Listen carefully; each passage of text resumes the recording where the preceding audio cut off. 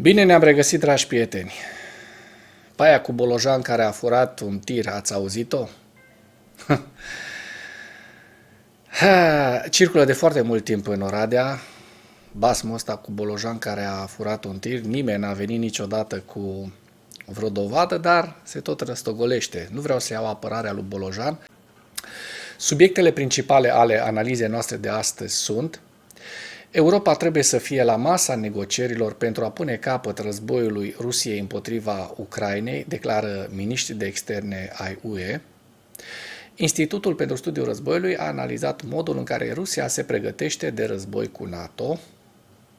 Armata ucraineană a atacat masiv uzina metalurgică rusă Lipetsk și întreaga regiune cu drone. Miniștrii de externe ai Ucrainei, Franței, Regatului Unit, Spaniei, Italiei, Poloniei, Germaniei și Uniunii Europene au făcut o declarație cu privire la participarea lor la viitoarele negocieri pentru a pune capăt războiului Rusiei împotriva Ucrainei. Suntem gata să întărim sprijinul pentru Ucraina. Suntem angajați față de independența, suveranitatea și integritatea teritorială a acesteia în fața războiului de agresiune a Rusiei. Declarația grupului de la Weimar Plus, după întâlnirea de la Paris, afirmă sprijinul țărilor europene pentru Ucraina până când se va ajunge la o pace justă, cuprinzătoare și durabilă. Miniștrii adaugă că este vorba despre pacea care garantează interesele Ucrainei și ale aliaților săi europeni. Așteptăm cu nerăbdare să discutăm calea de urmat împreună cu aliații noștri americani.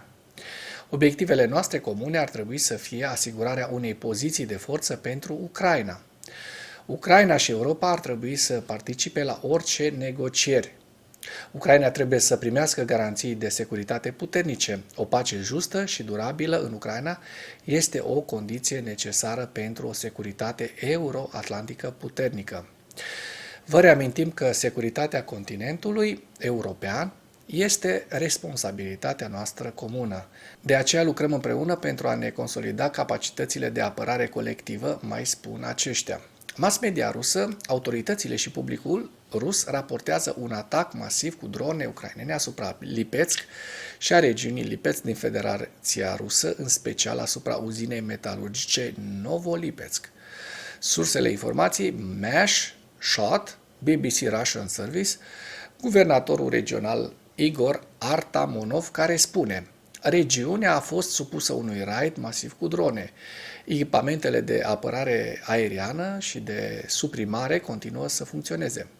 După aceasta, Artamonov a adăugat că curentul electric a fost întrerupt în mai multe zone din Lipetsk. 12 explozii au fost auzite în zona industrială a Lipetskului. Potrivit localnicilor, dronele au atacat și orașul Ieleț de la orele 3:30, locuitorii auzind o mulțime de bubuituri și bâzâituri.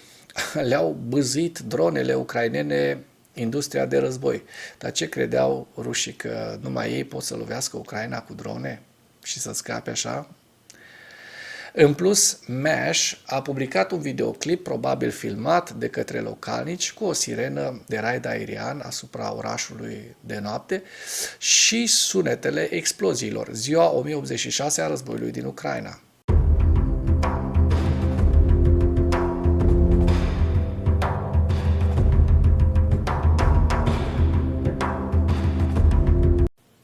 Potrivit statului major al forțelor armate ale Ucrainei, în dimineața zilei de 13 februarie 2025, pierderile totale în luptă ale Rusiei de la începutul invaziei neprovocate asupra Ucrainei se ridică la 854.280 de militari. În ultimele 24 de ore, Rusia a înregistrat următoarele pierderi pe frontul din Ucraina: 1250 de militari, 17 tancuri, 23 de vehicule blindate de luptă, 58 de piese de artilerie, 2 lansatoare de rachete și 2 sisteme de apărare antiaeriană.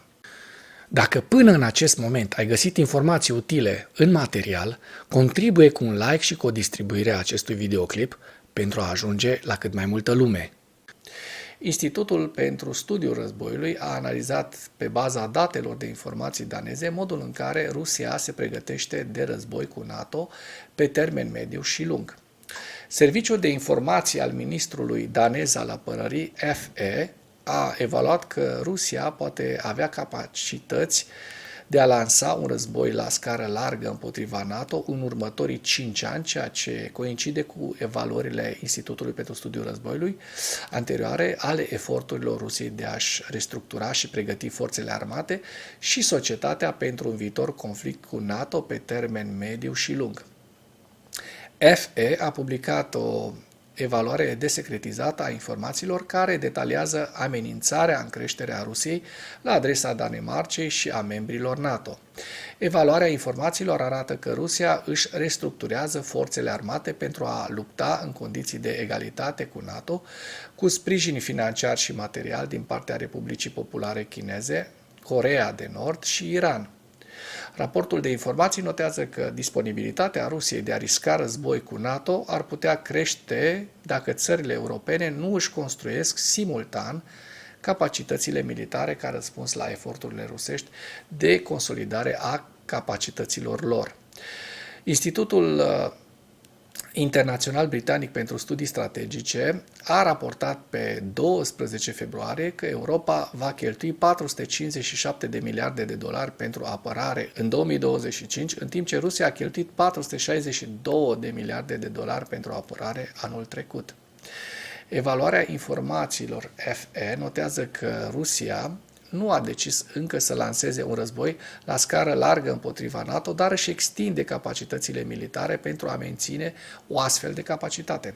Evaluarea informațiilor, în special, avertizează că încheierea sau înghețarea războiului din Ucraina în condiții favorabile Rusiei ar elibera resurse militare rusești semnificative pentru participarea acestora la un alt conflict convențional viitor, în concordanță cu evaluarea de lungă durată a Institutului pentru Studiul Războiului. Evaluarea FE conturează un interval de timp pentru creșterea amenințării militare din partea Rusiei în cazul încetării ostilităților din Ucraina. Rusia ar putea declanșa un război local împotriva unui stat vecin, altul decât Ucraina, în termen de 6 luni. Rusia ar putea reprezenta o amenințare reală pentru țările NATO din regiunea Baltică în 2 ani. Rusia poate fi pregătită pentru un război la scară largă în Europa, cu condiția ca Europa să nu se reînarmeze în același ritm cu Rusia în 5 ani. Conform Institutului pentru Studiul Războiului, eforturile Rusiei de a restructura armata rusă, de a revigora districtele militare Moscova și Leningrad și de a crea mecanisme pe termen lung de militarizare și radicalizare a societății ruse împotriva valorilor occidentale indică faptul că Rusia se pregătește pentru un viitor conflict cu NATO. Toate acestea datorită, sau mai bine zis, din cauza unui besmetic și a mai multor besmetici la Kremlin, gașca de Siloviki, cărora nu le-au ajuns resursele, banii și nici nu le plăcea cum arăta Rusia de mică pe hartă. Era prea mică Rusia pe hartă și vor să o întindă până la Lisabona. În ceea ce urmează, vă prezint un slide cu evoluția de ieri a celor mai importante fronturi din Ucraina și cu principalele știri din presa ucraineană. Hărțile sunt creația Institutului pentru Studiul Războiului.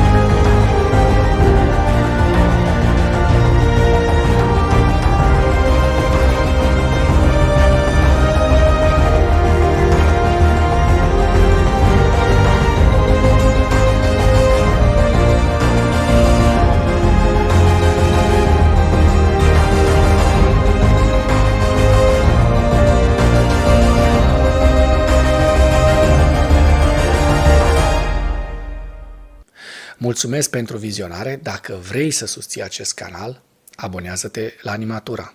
Apreciez mult asta.